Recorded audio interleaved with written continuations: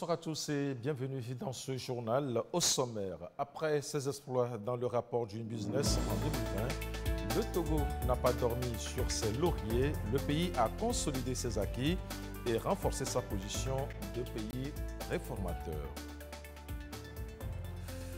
Revue annuelle de la performance du portefeuille des projets financés par la Banque mondiale au Togo. La rencontre a eu lieu cette semaine. Les résultats sont satisfaisants. Le pays fait office de bon élève. Et dans le cadre de la politique de désengorgement des prisons, 956 détenus recouvrent la liberté par grâce présidentielle. Ils vont désormais rejoindre leur famille.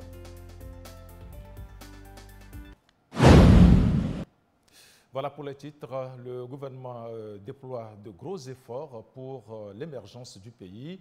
Il innove pour se donner les moyens de sa politique. Plusieurs projets aux réformes sont entrepris. Après ses exploits dans le rapport Doing Business en 2020, le pays a consolidé ses acquis en misant davantage sur l'amélioration du climat des affaires, ce qui renforce la position du pays en tant que grand réformateur en Afrique. Dodo Harry. Le Togo a osé les réformes et depuis 2020, le pays s'est fait une bonne réputation dans le rapport Doing Business de la Banque mondiale, aujourd'hui le Be Ready. Le rapport CPIA 2023 a également confirmé cette volonté d'innover qui se traduit dans les actes concrets posés par le président de la République, Faure Essozimna Gnassingbé, en faveur du monde des affaires et du bien-être de la population en général. Le Doing Business à l'époque qualifiait le Togo de 3e pays réformateur au monde et premier sur le continent au cours de la période 2006-2020. Une performance avec à son actif plusieurs facilités accordées aux opérateurs économiques et aux jeunes entrepreneurs dans la création d'entreprises, l'obtention du permis de construire, le raccordement à l'électricité, le transfert de propriété et l'obtention des prêts. Le Togo ne s'est pas désarmé après le Doing Business. Au contraire, de nouvelles innovations ont pris place dans la gouvernance économique, dans les stratégies de croissance et de réduction de la pauvreté. Des efforts encore approuvés par la Banque mondiale dans l'évaluation des politiques publiques en Afrique. Sur les 39 États évalués au niveau régional, le Togo est identifié comme celui qui progresse le plus en matière de politique et institutions publiques. D'où la 3e place derrière le Sénégal et la Côte d'Ivoire avec un score de 3,7 points. Des exploits qui attirent plus d'investisseurs étrangers au Togo. Le chef de l'État, Faure Essozimna Gnassingbé, attend d'eux une contribution à la transformation structurelle de l'économie nationale.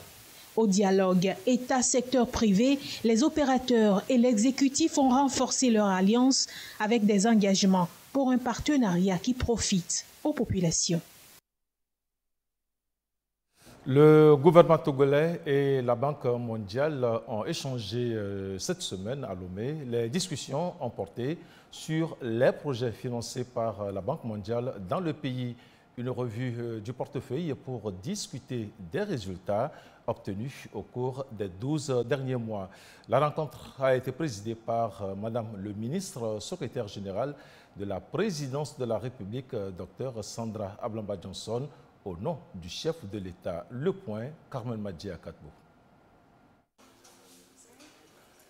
Cette première revue du portefeuille au titre de l'année fiscale 2023 répond à la volonté des deux parties de faire le suivi régulier et rapproché des projets financés. Cet examen vise ainsi à faire le point de l'exécution des projets, capitaliser sur les résultats positifs, relever les contraintes et identifier des approches de solutions. L'objectif est d'accélérer la consommation des ressources et d'assurer l'efficacité et l'efficience de la mise en œuvre des projets financés au profit des populations togolaises. Madame Sandra Ablamba Johnson, ministre secrétaire générale de la présidence de la République, gouverneur de la Banque mondiale au Togo, s'est félicitée de la tenue de cette revue qui traduit l'excellence des relations de coopération entre le Togo et le groupe de la Banque mondiale. Face aux défis alarmants de l'or, L'accélération de la préparation et de l'exécution des projets reste cruciale pour l'atteinte des objectifs de développement. Cet enjeu a été largement débattu et reconnu par tous au cours des assemblées annuelles du groupe de la Banque mondiale et du Fonds monétaire international qui se sont déroulées à Marrakech du 9 au 15 octobre dernier. À cet effet, la Banque mondiale a lancé un ambitieux programme d'accélération du rythme de ses interventions et d'amélioration de son efficacité. Elle s'est engagée à simplifier les procédures d'approbation des projets et à ajuster proportionnellement ses méthodes d'examen et à mettre en place une technologie intelligente pour réduire les délais de traitement des demandes. Pour Mme Sandra Ablamba-Johnson, ministre secrétaire générale de la présidence de la République, gouverneure de la Banque mondiale au Togo, la forte mobilisation récente des ressources est le couronnement de l'implication personnelle du chef de l'État. L'amélioration sensible notée ces derniers mois est le fruit non seulement des réformes, mais surtout des résultats tangibles de la diplomatie active du chef de l'État, en l'occurrence la visite effectuée au siège de la Banque mondiale en octobre 2022, en marge des assemblées annuelles du FMI et de la Banque mondiale. Le partenariat entre le Togo et le groupe de la Banque mondiale est essentiellement axé sur les réformes et projets prioritaires de la feuille de route gouvernementale. Dans cette dynamique, chacune des parties s'est engagée à jouer sa partition pour l'atteinte des objectifs communs. Madame la ministre a salué l'initiative récente de la Banque lancée à Marrakech et relative à l'ambitieux programme d'accélération du rythme de ses interventions et d'amélioration de son efficacité. Ceci à travers la mise en place d'une technologie intelligente pour réduire les délais de traitement des demandes. Je voudrais ici saluer, chers amis, cette réforme qui pour nous reste majeure et à laquelle notre pays adhère entièrement et qui vient conforter notre sollicitation récente dans la gestion de la crise sécuritaire sur l'urgence dans l'exécution des projets. Bien sûr, une requête déjà reçue un écho favorable de la Banque ici à Lomé, bien sûr puis à Washington, Banque acteur clé dans le financement et la mise en œuvre du projet d'urgence dans la région des Savanes, et bien sûr à qui je voudrais encore une fois au nom du chef de l'État adresser nos vifs remerciements pour la promptitude avec laquelle cette requête a été traitée par la Banque.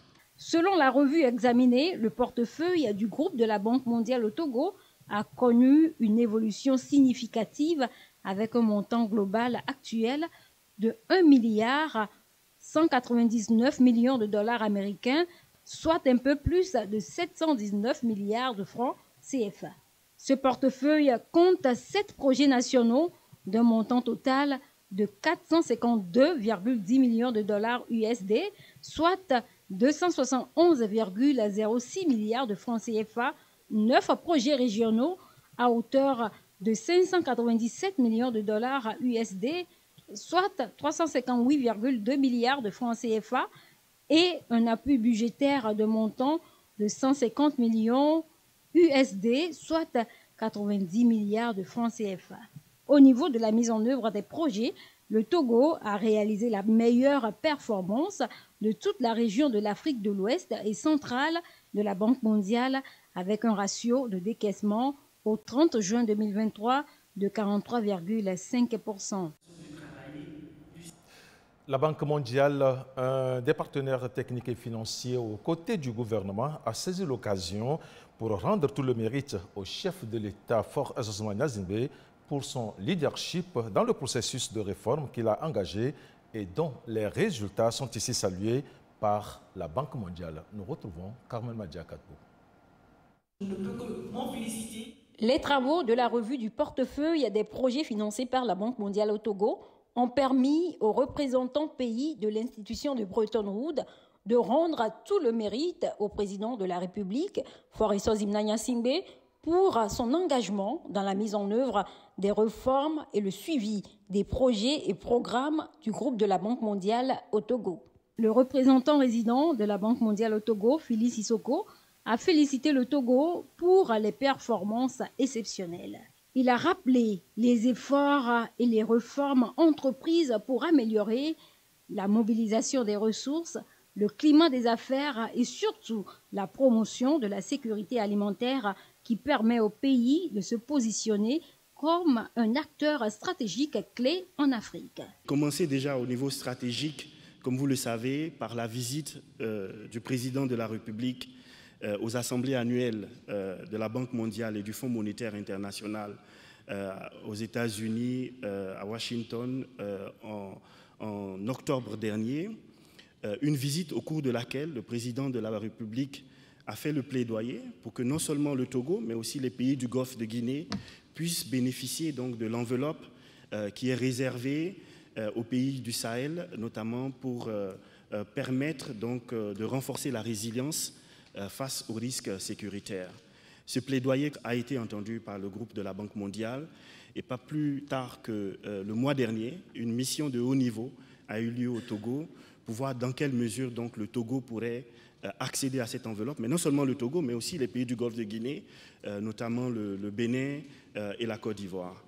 Ce plaidoyer est extrêmement important parce qu'il permettra de mobiliser environ 75% de plus de l'enveloppe IDA qui est prévue pour le Togo, donc environ 300 millions de dollars supplémentaires. Je voudrais également rappeler l'organisation de la table ronde de haut niveau sur les engrais et la santé des sols du 30 au 31 mai qui a permis donc de positionner le Togo comme un acteur stratégique clé dans la promotion de la sécurité alimentaire en Afrique. Et que d'ailleurs, au cours de sa visite aux assemblées annuelles de la Banque mondiale et du FMI, le président de la République a participé également à un panel de haut niveau sur la question de la sécurité alimentaire et la santé des sols. Au niveau opérationnel, le Togo a réalisé une performance exceptionnelle en matière de décaissement, le taux le plus élevé en Afrique centrale et de l'Ouest, qui est de 43%. Et j'avoue qu'à titre personnel, dans mes 20 ans de carrière à la banque, je n'ai pas encore vu ce taux de décaissement dans les nombreux pays dans lesquels j'ai travaillé. Monsieur Félix Sissoko a exprimé sa reconnaissance au chef de l'État pour les excellents résultats atteints dans le cadre du partenariat entre la Banque mondiale et le Togo, les efforts quotidiens réalisés par le gouvernement dans la mise en œuvre des projets financés. Félix Sissoko a salué les progrès remarquables réalisés par le Togo sous le leadership du chef de l'État dans la mise en œuvre des réformes, particulièrement l'amélioration du climat des affaires et les performances enregistrées en matière d'évaluation des politiques et institutions nationales pour l'Afrique, CPIA de la Banque mondiale. Lorsque nous avions approuvé donc, le cadre de partenariat pays en 2017, l'enveloppe qui était prévue pour le Togo était de 174 millions de dollars. Il est passé à 900 millions de dollars en 2021. Et aujourd'hui, je crois qu'on est à plus d'1 milliard de dollars et on espère faire beaucoup plus dans le cadre de partenariat pays à venir. Il y a également l'excellent score que vous avez réalisé et progrès que vous avez réalisé dans le cadre du CPIA avec un taux de 3,7 qui est une des plus fortes améliorations en Afrique de l'Ouest et centrale. Le CPIA est un exercice extrêmement important, donc c'est 16 indicateurs qui permettent de mesurer la qualité des politiques économiques et institutionnelles, mais qui est un des déterminants les plus importants pour calculer l'enveloppe qui est mise à la disposition donc, des pays. Et c'est ces scores CPIA qui ont permis au Togo de pouvoir améliorer de façon significative l'enveloppe qui est mise à sa disposition. Je voudrais mentionner l'amélioration significative que le Togo a connue dans le cadre du Doing Business, qui est un exercice maintenant qui va passer sous notre appellation, le Be Ready, mais dans lequel aussi nous espérons et nous pensons que le Togo va continuer à faire des améliorations significatives pour améliorer le climat des affaires afin de renforcer donc l'investissement privé. Pour rappel, le portefeuille de la Banque mondiale couvre essentiellement 5 secteurs, à savoir les infrastructures, le développement durable, le développement humain, l'économie et la compétitivité. En termes d'impact, les exemples sont multiples. L'accès aux services d'électricité, par exemple, grâce au projet Preset, a permis donc à 80 000 personnes dans le Grand Lomé d'avoir accès à l'électricité. Le projet FSB a touché plus de 400 000 bénéficiaires.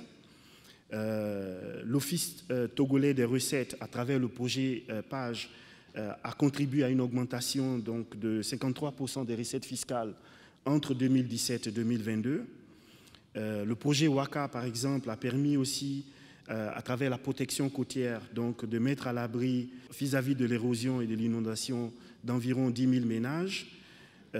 88 salles de classe ont été construites récemment par le projet PACEB et la liste est longue.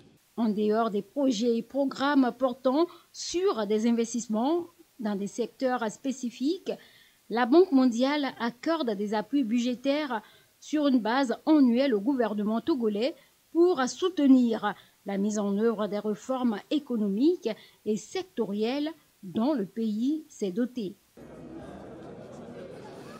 Et je vous l'annonçais en titre, 956 détenus en fin de peine ont quitté les prisons du Togo ce samedi, tous bénéficiaires de la grâce du président de la République, Faure Ezozomnania Zimbe.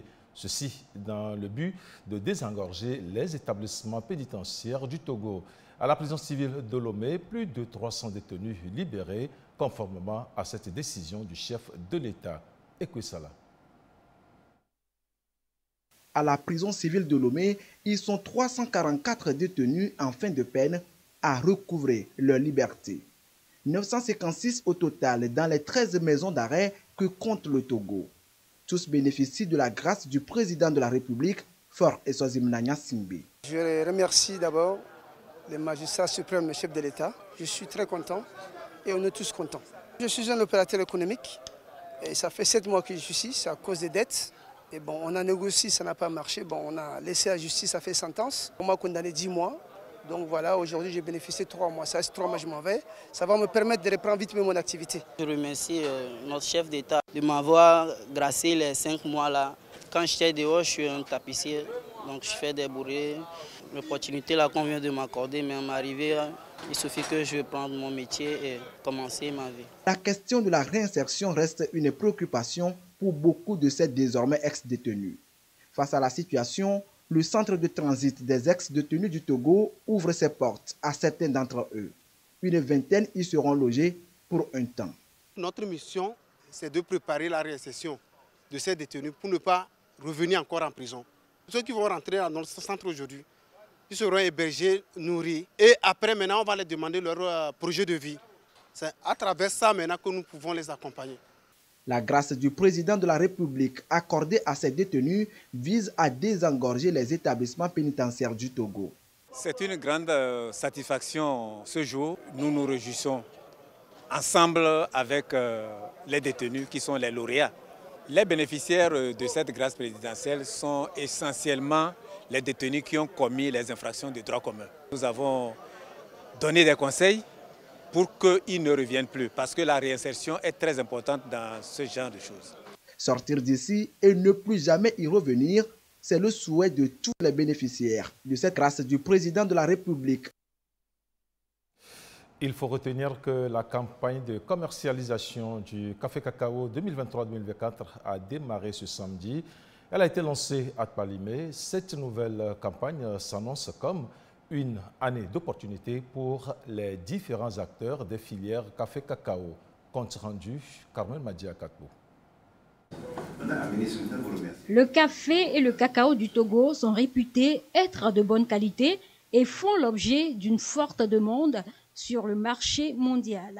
La production est donc en croissance. Au cours de la campagne 2022-2023, les tonnages exportés ont augmenté. 3500 tonnes de café et 9000 tonnes de cacao ont été exportées, soit un peu plus que la campagne précédente où elle était de 3200 tonnes pour le café et de 5500 tonnes pour le cacao. La nouvelle campagne 2023-2024 s'annonce prometteuse. La campagne 2023-2024 s'annonce au plan international comme une année d'opportunités pour les différents acteurs dans le sous-secteur café et cacao. Nous devons saisir ces opportunités en ce qui concerne aussi bien la diversification des marchés que la négociation pour des prix plus rémunérateurs. Pour assurer un développement bénéfique pour tous les acteurs de la chaîne de valeur, nous devons ensemble tout mettre en œuvre pour répondre aux défis des générations, celui d'un équilibre entre emploi durable, innovation, digitalisation et revenus décents. Il est également réconfortant de faire noter que notre pays est aussi pressenti pour accueillir une académie de café, un projet de la CRAM avec l'Université de Zurich. Même si l'ambition du gouvernement est d'arriver à consommer la plus grande partie du café et du cacao localement, il va sans dire qu'une bonne partie est destinée pour le moment à l'exportation. Le ministre en charge du commerce, Rose Kaimi-Vedor, a exhorté les acteurs de la filière à viser la croissance de la production qui reste encore faible. Pour y arriver, il n'y a que deux véritables possibilités à mon avis. C'est accroître les surfaces cultivables et augmenter la productivité des plantations. Pour ma part, la deuxième possibilité mérite une attention particulière. C'est pour cela que je voudrais faire un clin d'œil au président de l'Agence des cafés Robusta d'Afrique, M. Anselme Bouton, afin que le projet initié par son agence et qui vise à introduire dans les pays membres, dont le Togo, une nouvelle variété de café à haute productivité, soit rapidement implémenté dans notre pays. Je voudrais témoigner toute ma gratitude à son Excellence, M. Faure Essanzimnam Gnassingbé, président de la République, pour m'avoir autorisé à présider la présente cérémonie. Le ministère de l'Agriculture a rassuré que des actions sont mises en place pour apporter aux planteurs un appui conseil adapté. La question de la fixation des prix reste un grand défi pour la filière. Les acteurs sont appelés à mener des actions concrètes pour les relever. Les prix doivent être rationnels, assurer une bonne rémunération des producteurs, tout en garantissant la survie des autres acteurs de la chaîne de valeur. Je vous exhorte donc, producteurs, acheteurs et exportateurs, à procéder à une concertation fréquente entre vous, afin d'aboutir à des résolutions consensuelles concernant les fourchettes de prix à pratiquer. La région des Plateaux fournit plus de 80% de la production nationale de café et de cacao. Et c'est à juste titre qu'un prix a été décerné à l'entreprise Benigban Cacao, une entreprise spécialisée dans la transformation de cacao. De l'eau potable pour les cantons de Lokou-Diopé, Gapé-Podji et Gapé-Kové dans la commune Zio 4, une œuvre de l'ONG Direct Aid qui accompagne le gouvernement dans sa politique d'accès à l'eau potable sur 8 forages. 3 ont été réceptionnés samedi dernier par le ministre d'État Yark Daham. La cérémonie, Yasmine Kodia et Kwesala. Ce geste du ministre d'État, ministre de l'eau et de l'hydraulique villageoise et des responsables de l'ONG Direct Aid pour dire aux populations de la commune Zio 4 que l'eau qui sort de ce robinet est potable et sans danger. Les difficultés liées à l'eau dans la localité semblent bien derrière. Nous tenons à remercier le chef de l'État qui nous ménage aucun effort quant à ce qui concerne le développement du Togo pour l'adduction d'eau potable dans la commune de Zio 4. Le ministre d'État, ministre de l'eau et de l'hydraulique villageoise, a salué le donateur pour ses points d'eau autonomes qui apportent du soulagement aux populations bénéficiaires. Je voulais remercier nos partenaires techniques et financiers qui, ayant pris connaissance de cet objectif louable, salutaire, appuient le Togo dans la réalisation de cet objectif. Je tiens à remercier au nom du gouvernement l'ONG Direct Aid qui a réalisé 8 points d'eau autonomes dans les communes de Zio 2, 3 et 4. Nous sommes dans le canton de Gapé-Lokou-Dopé. La particularité de cet ouvrage, ce n'est pas un forage à motricité humaine, c'est-à-dire où nos mamans, nos sœurs doivent exercer une force physique pour faire monter l'eau, mais c'est un point d'eau autonome, c'est-à-dire vous ouvrez le robinet et vous avez de l'eau potable. Je tiens aussi à saluer cette coopération qui existe entre notre pays, le Togo, et l'ONG Direct Aid. Cette ONG a fait beaucoup de réalisations, non seulement en matière d'eau potable, mais également dans le domaine du scolaire, par la construction des établissements scolaires, par la construction des orphelinats, par la construction des dispensaires et centres de santé. Une chose est de réaliser un forage, une autre que l'eau de ce forage soit une eau potable. Direct Aid adhère à la politique du gouvernement de fournir de l'eau potable à plus de 80% de la population d'ici à 2030. L'orientation scolaire et professionnelle, on en parle dans cette édition. La thématique a fait l'objet d'une conférence au lycée technique d'Adji-Dogomé, une initiative du ministère des Enseignements en collaboration avec le réseau des journalistes et communicateurs spécialisés en éducation au Togo. Fini donc le problème de choix de filière et de série. Suivez. Ils sont environ 500 élèves à prendre part à cette conférence. Avec des thématiques bien choisies, cette initiative veut permettre aux apprenants du Togo de cerner les préalables de l'orientation scolaire professionnelle et l'excellence en milieu scolaire. Avant, je voulais devenir une très grande sage-femme, mais après, j'ai vu que je n'avais pas de compétences pour faire ce qu'il fallait pour devenir sage-femme. Durant cette conférence, j'ai appris que je dois éviter le suivisme. Moi-même, j'avais voulu devenir une secrétaire, mais par cette conférence, j'ai changé d'idée. Cette conférence m'a appris plusieurs possibilités de devenir quelqu'un de demain. J'aimerais être un pilote, mais ce n'est pas le civisme que j'ai voulu faire le pilote. Mais à base de cette conférence, j'ai voulu changer, être un mécanicien d'auto. Initié par le ministère de l'Enseignement primaire, secondaire et technique, la présente édition de ce rendez-vous vise à inculquer aux élèves les valeurs positives pour une relève assurée. L'excellence en milieu scolaire préoccupe plus le chef de l'État. Et il a voulu que les Togolais et les Togolaises émergent en matière d'éducation. S'agissant de l'orientation, après même le BPC, certains élèves ne savent pas quelle série aborder. Donc c'est le lieu maintenant de les ouvrir les yeux sur les différentes séries. Dans la vie de chaque élève inscrit dans un établissement, c'est un investissement de l'État, c'est un investissement des parents et c'est un investissement des enseignants et même des élèves eux-mêmes. Et quand on fait un investissement, il faut un retour sur l'investissement. Le retour sur l'investissement, on le constate quand l'enfant réussit brillamment, et c'est possible, et quand l'enfant aussi se comporte très bien et qui trouve ses marques sur le marché du travail. Faire toujours et toujours le lien entre ce qu'il apprend et ce qu'il va devenir demain. Cet investissement s'inscrit dans la mise en œuvre de la politique sectorielle de l'éducation. Les 7 régions éducatives, à raison de 5 établissements par région, seront couvertes. Et toujours dans le secteur de l'éducation, l'Université de Kara facilite la délivrance de la nationalité aux étudiants. Une audience foraine a été organisée. Elle permet ainsi à de nombreux étudiants de régulariser leur situation administrative, une porte pour de meilleures conditions d'études. Compte rendu, Nestor Mozo. De nombreux nouveaux bacheliers s'inscrivent à l'université sous réserve de compléter leur dossier avec le certificat de nationalité togolaise, ce qui signifie donc qu'ils arrivent à l'enseignement supérieur sans cette taxe. Ne pas disposer de cette pièce leur complique la tâche de pouvoir bénéficier de certains avantages relatifs à leur statut d'étudiant.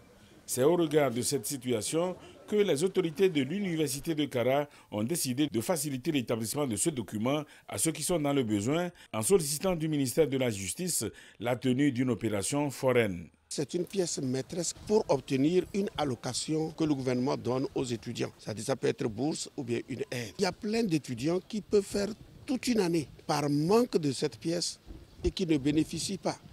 Or, l'Université de Kara, n'ayant pas de cité universitaire, 99% des étudiants vivent hors campus. Comment quelqu'un qui n'a pas une allocation, qui n'a aucun moyen, qui doit se déplacer pour venir suivre les cours, comment est-ce qu'il peut survivre? Alors du coup, nous nous sommes dit, si on invitait le ministère de la Justice à nous apporter une équipe sur place, est-ce qu'on ne peut pas établir cette pièce maîtresse à certains de nos étudiants?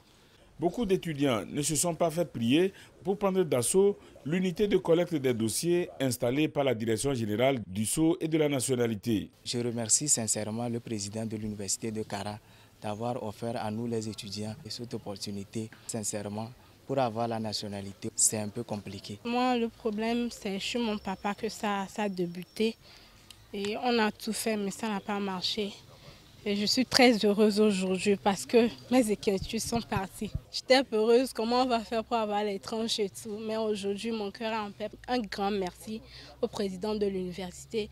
À l'entame de l'opération spéciale d'établissement du certificat de nationalité à l'université de Kara, le président de l'institution a exhorté tous les étudiants qui ont les pièces exigées à faire en sorte à profiter de cette occasion unique cette année. L'opération sera menée pendant 5 jours.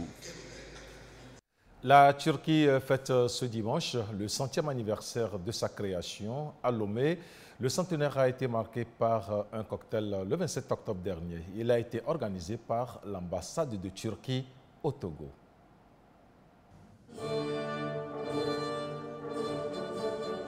Tous mobilisés autour des ressortissants turcs au Togo pour le 100e anniversaire de la proclamation de la République turque.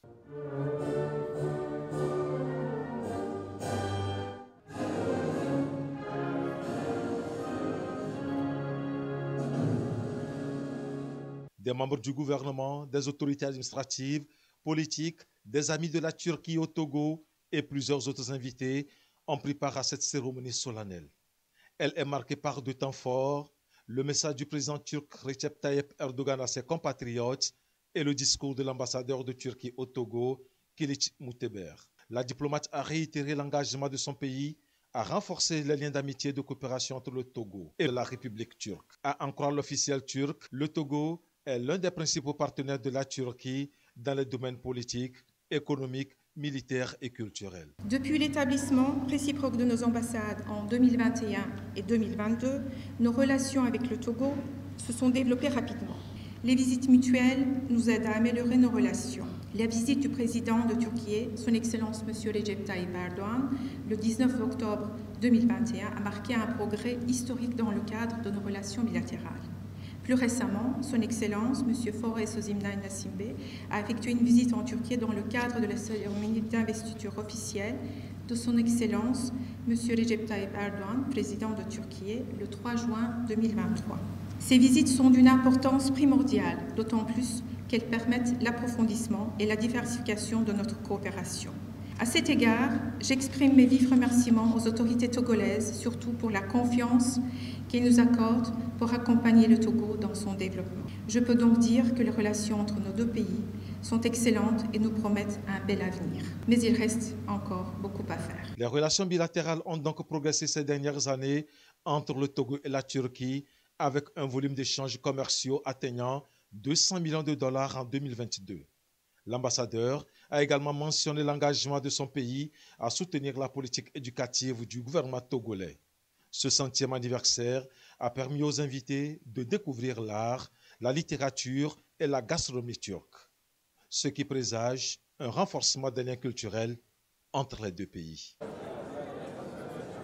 La propriété de la plage de Lomé préoccupe le système des Nations Unies au Togo. La coordination a organisé ce samedi un éco-jogging. L'activité se situe dans le cadre des 78 ans des Nations Unies.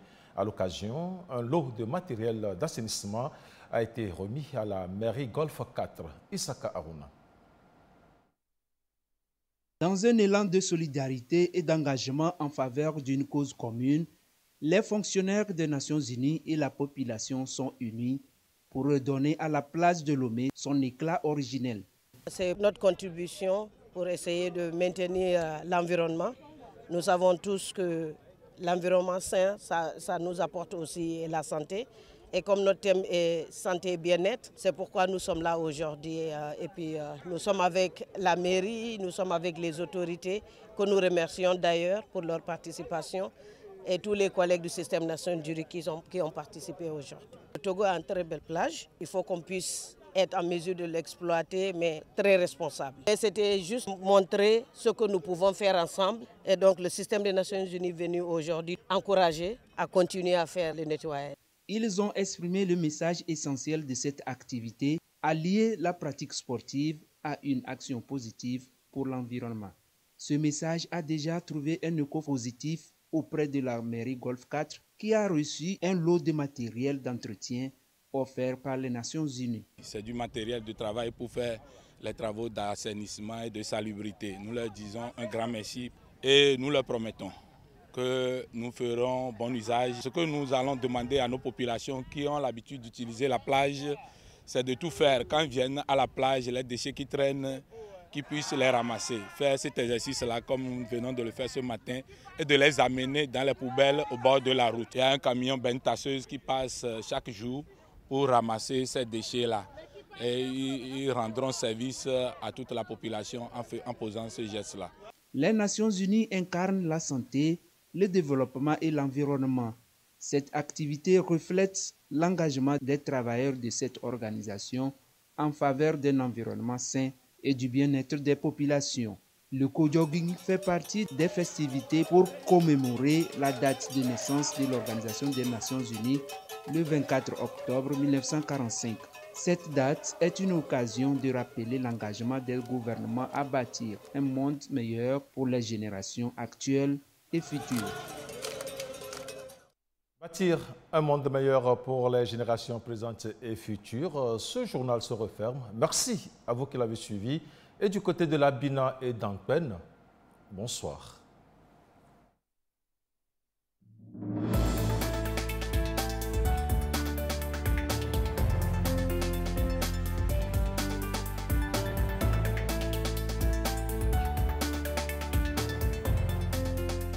Merci, mon